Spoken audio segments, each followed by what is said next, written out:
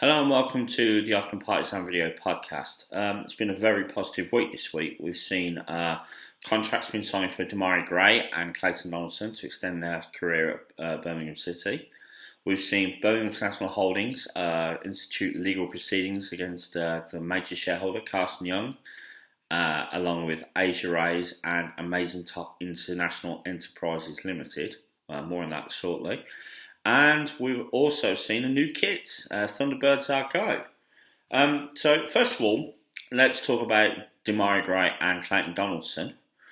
I've got to say, it's a positive. First of all, let's be honest. How long has it been since Birmingham City have been in the position where they can offer new contracts to existing players in a bid to keep them from leaving the club? It's been a while. So I know there's been a bit of cynicism from people saying, it's not really signing players, where's the money, Panos?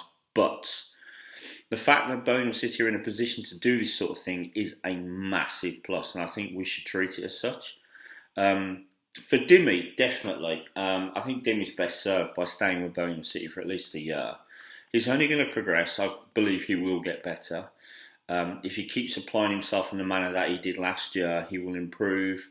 He will definitely serve us well. And I'd rather that if he left to go and play for a Premier League club than to sit on a bench or to be loaned out in some sort of farm system. Because that wouldn't do his career any good at all. I think he knows that. I think he's come to understand that. And that's why he signed a new deal. Clayton Donaldson's an even more interesting one because there were rumours going around that he was unhappy and that he wanted to go. And I think...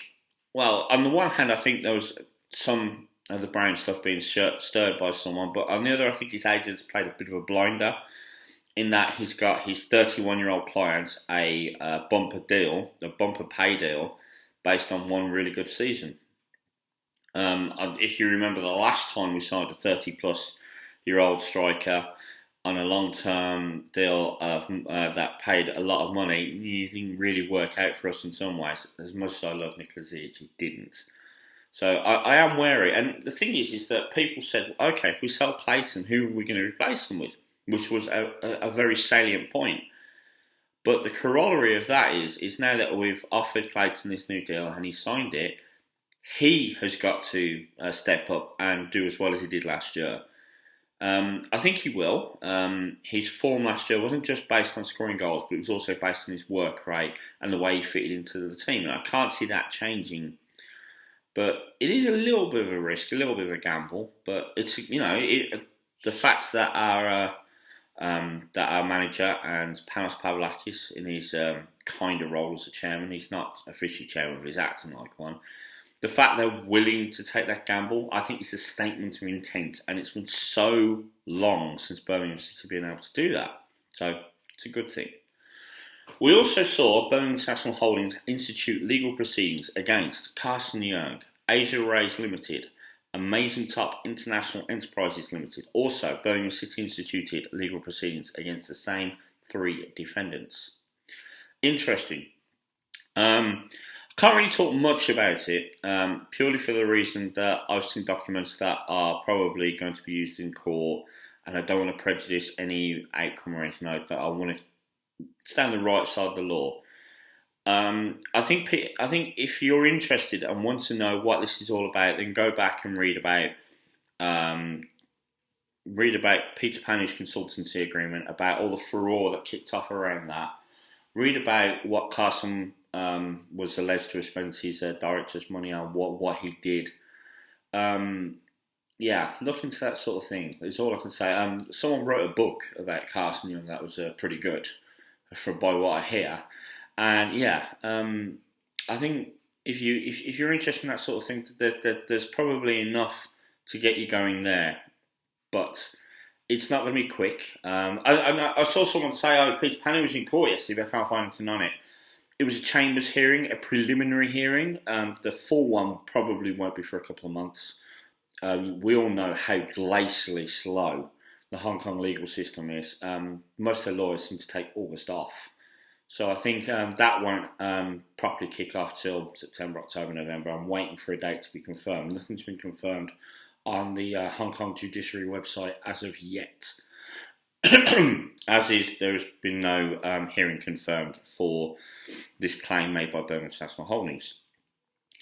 Otherwise, in other news as well, there's also been rumours around Trillion Trophy Asia. People might remember that I named a name in connection to Trillion Trophy that was rumoured to be connected. I will say again, that was rumoured to be connected by the name Gu Zhuo Heng.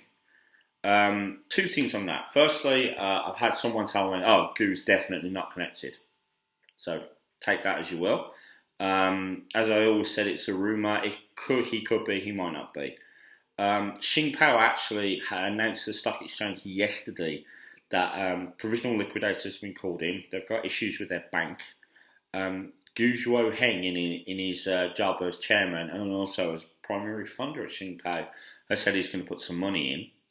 Strangely enough, the major shareholder in Xing Pao was Carsten Young, who owned 261 million shares. But as of the 10th of July, he doesn't.